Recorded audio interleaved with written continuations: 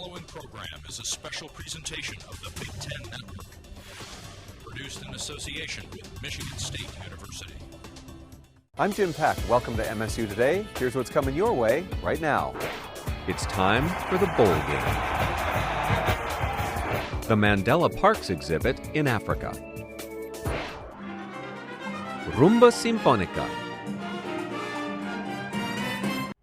For the band, it all comes down to this, the final game of the year on a national stage, and they are fired up.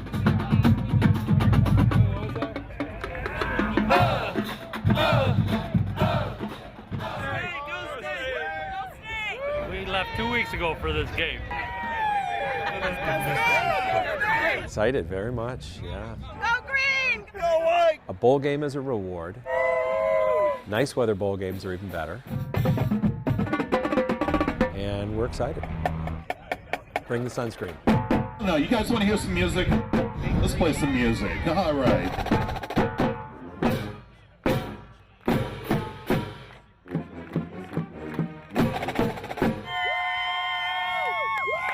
Now we're in Orlando, Florida for the Capital One Bowl. We had a great football season. We had a great band season. I love the marching band. Great. Best band I ever heard. Oh, they're my favorites. I'm a former music major at MSU. They're one of the best in the country. It took me over 30 years to get to a bowl game, but now I'm finally here and I get to watch my Spartans out on the field. Sure, we're excited. Their precision is so much better than what we're used to with other bands.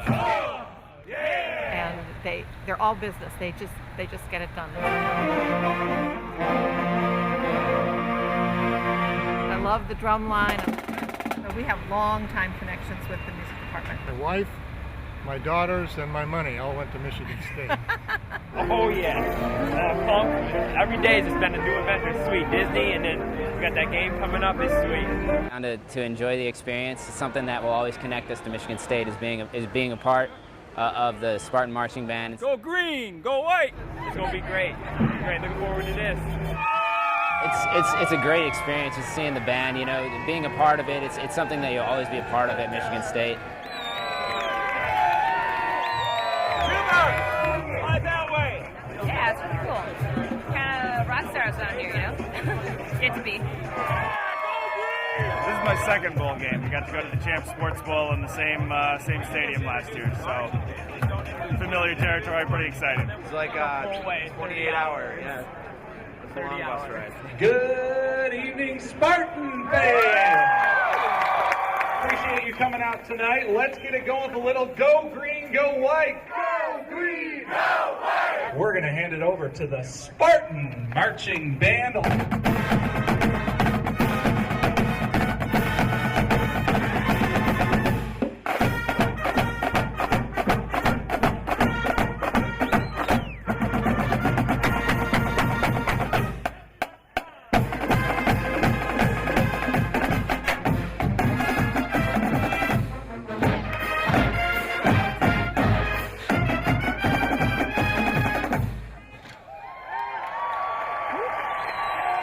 I would like each one of our guys to come up here and introduce themselves for their final time. How y'all doing? I'm Javon Rigger, running back from Dayton, Ohio. Man, I've had some of the best years here in my life at Michigan State, and I'm going to make sure my last game, I'm going to represent for all of you and do everything I can to help us win.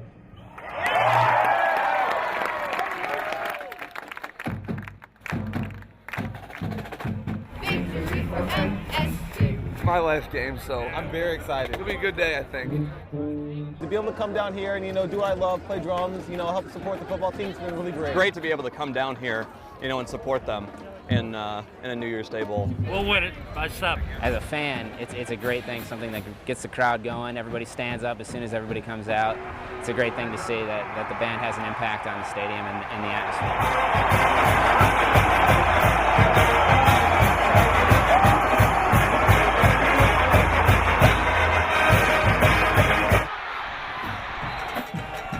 Game. It's New Year's Day and couldn't ask for anything better. Now, the Michigan State University Spartan Marching. It's been a really good year. I mean, the team stepped it up. We've had a great year in the band. We've had a lot of fun. And the ball game with the final score, Georgia 24, Michigan State 12. We did all our wrap-up stuff with our seniors and saying goodbye to East Lansing and that kind of thing as a band this season, but then this kind of thing is just like a dream that happens afterwards, for me at least.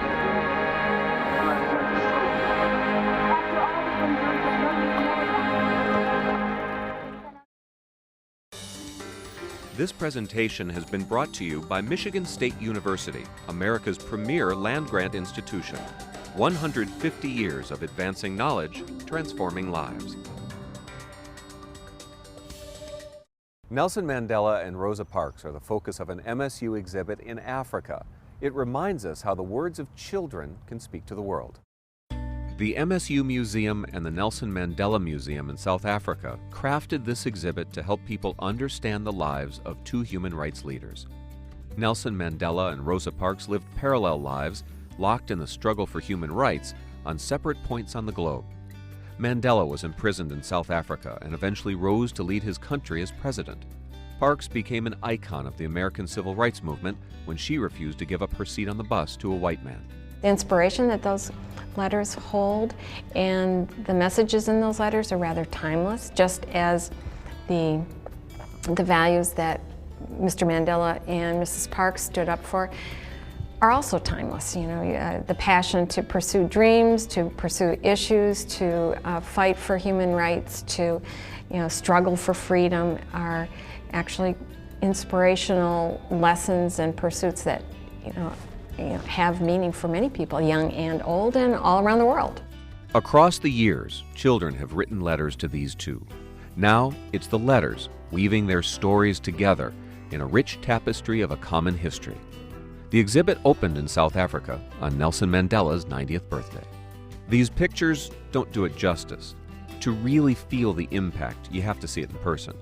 The exhibit is a way to extend the reach of these icons of human rights, but it is the words that matter, and the fact that these words are the words of children, written to these elders of our world, well, it just means that much more. Dear Rosa Parks, how do you become brave when you are a coward? Dearest Nelson Mandela, I would like to congratulate you on winning the Nobel Peace Prize. At last, the people of South Africa can be treated fairly, and can at last look up to someone they truly admire. How did you feel when the cops arrested you for your actions taken in the bus, even though it was an innocent thing? How did you go through that time of pain? How does it feel to start something that helps Black people and equality in a huge way? It must touch you in a way you can't explain. For me, it is reward enough that your efforts have paved the way for a democratic South Africa. I hold you in highest regards and hope that one day I will make a difference in the world the way you have. For me, I am Oriental and I hear lots of jokes and comments about my race, but I am too afraid to stand up for myself because I feel that I am outnumbered.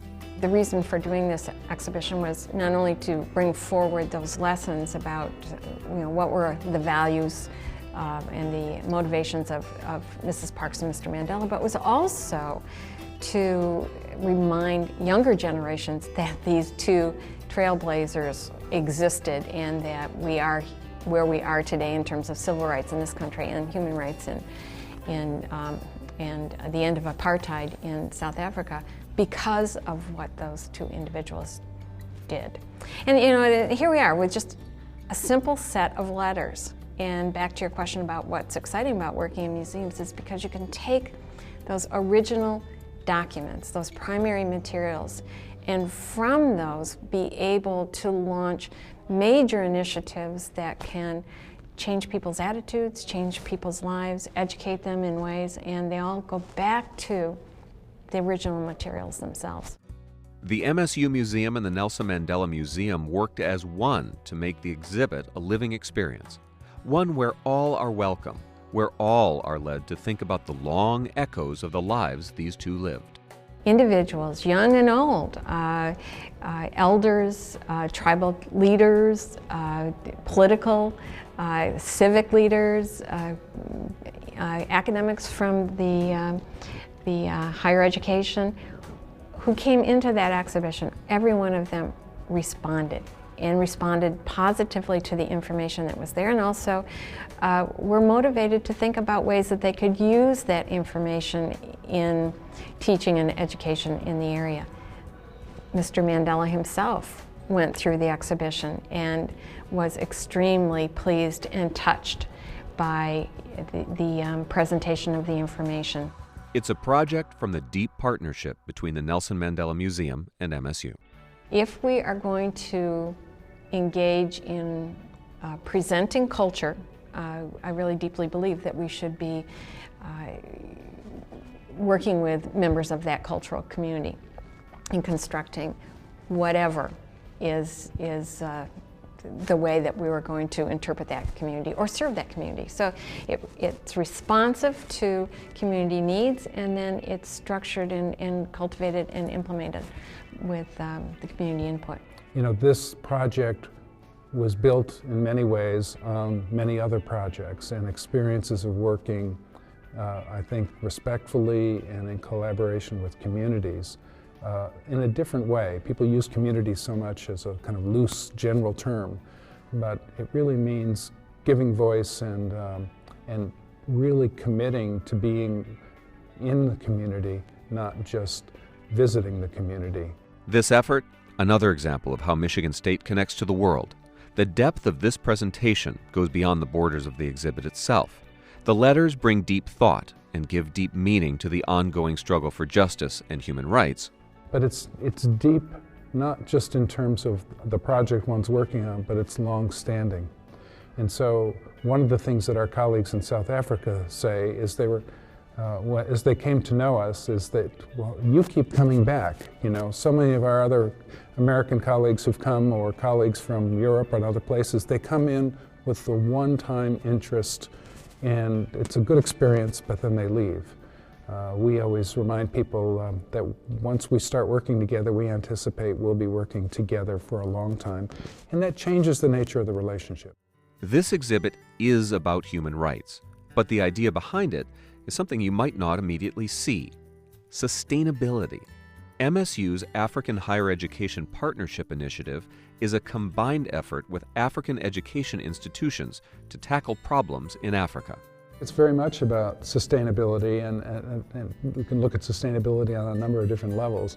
I mean, from the perspective of this work that we've been doing and that's led to this particular project with the Mandela Museum, that grows out of that training initiative where we've been involved in training the next generation of young people in South Africa, and it's gratifying for us because we see many of those individuals who took part in the training that we were able to put together are now in leadership positions at cultural heritage institutions all across South Africa. The struggle for human rights goes on.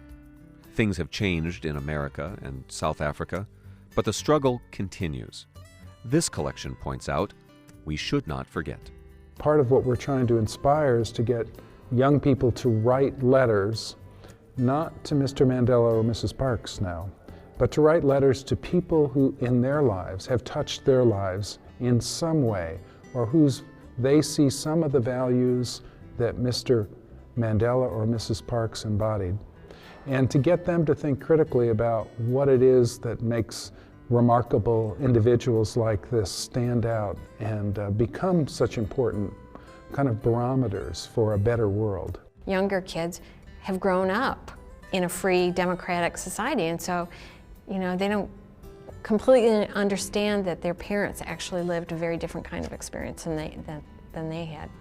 So, yeah, it's important to be able to remind people that this is history. This is a historical record that we should be aware of, and especially when we have places in the world where there are great violations of human rights and people who are struggling to have rights. It's something that we all need to be aware of. This exhibit will take these letters around the world, and it will be digitized and put online. I wish other people had the guts that you had a long time ago. Maybe this racism would have stopped. Latin rhythms have a way of getting under your skin, and one of the hottest Cuban bands came to play with the MSU Symphony. It meant some much-needed heat to chilly East Lansing. The world of music is here at MSU. You might think the MSU Symphony and a hot Cuban band are unlikely partners. You'd be wrong.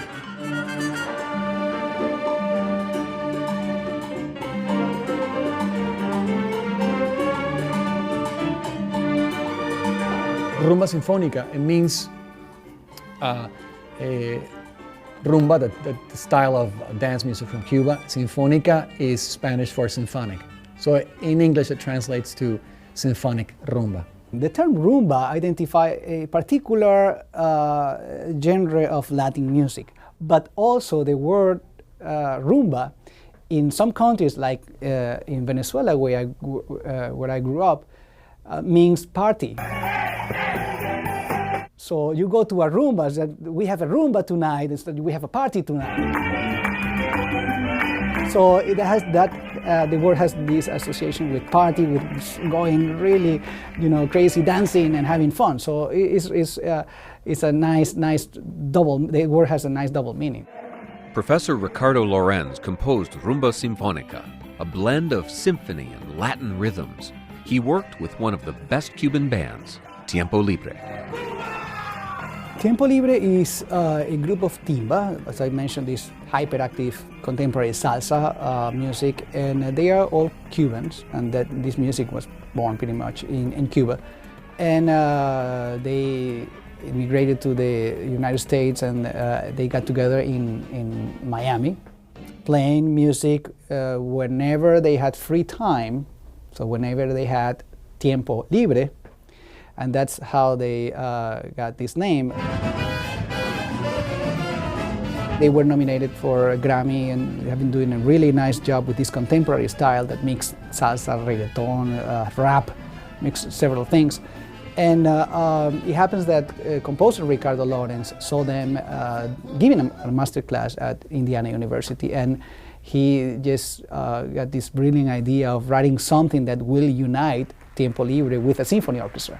I like to see this project as a dialogue between these two worlds, sometimes a debate of ideas and concepts and ways of playing too. There's something in music that we call music practice, and it's the way instruments are played. It is the way music is conveyed. Classical music is conveyed through music notation, so what we have here in the back, notes and key signatures and so on. Popular music is conveyed orally. Well, these two worlds come together in Rumba Sinfónica, and that you don't get that very often. So in that sense too is a merging of these two worlds, and in that sense is a dialogue too. How does notated music dialogue with orally transmitted music? In this case, it's a wonderful opportunity for students in Michigan to play a piece written by a Latin American composer, performed by a wonderful Latin American group, and conducted by a conductor that grew up in Latin America. So this is a real thing. They are being exposed to the real music, the real Latin American music. It's a homecoming for this piece. It's the work was premiered a year and a half ago, a little over a year and a half ago in Minnesota with the Minnesota Orchestra, and since then it has been touring the US and Canada. The rehearsals help get it right. Everyone is excited for the big performance here at the Wharton Center on campus, but the guys in Tiempo Libre aren't just here to perform. They're also here opening the ears of students in an untraditional master class. The difference is you have to play more staccato. Okay. And what I saw was phenomenal. It was not like a methodical master class, but the pianist was here in one corner, the conga player was next to him with a group of conga players, the bass player was on the other corner, and it was just this cacophony of things happening and information going back and forth. And you play with that all the time, changing. Good. That creates a nice participation, nice environment in the masterclass.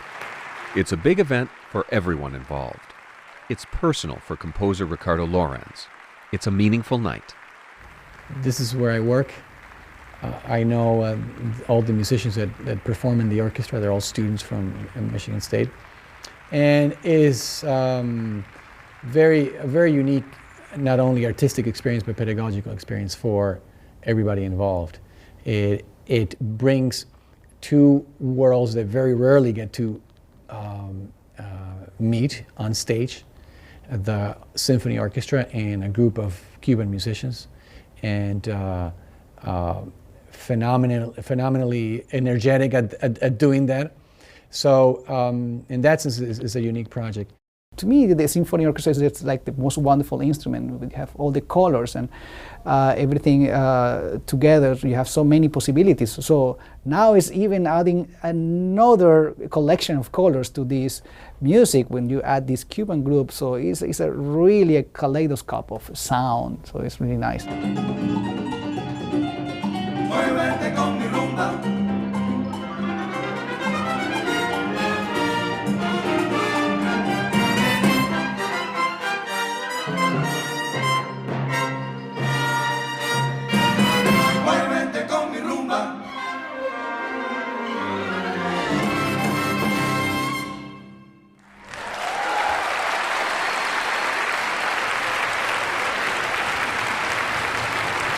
To Lawrence, this applause is sweet indeed. And the performance... Really phenomenal. I was really excited because it sounded so good. And it speaks so highly of what we have here at MSU. To see it happening at such a high level, in fact, the MSU performance to me sounded better than some of these performances I heard by professional orchestras. That's a lot to say, and it makes the entire work that I do here so much more significant. This presentation has been brought to you by Michigan State University, America's premier land-grant institution. 150 years of advancing knowledge, transforming lives.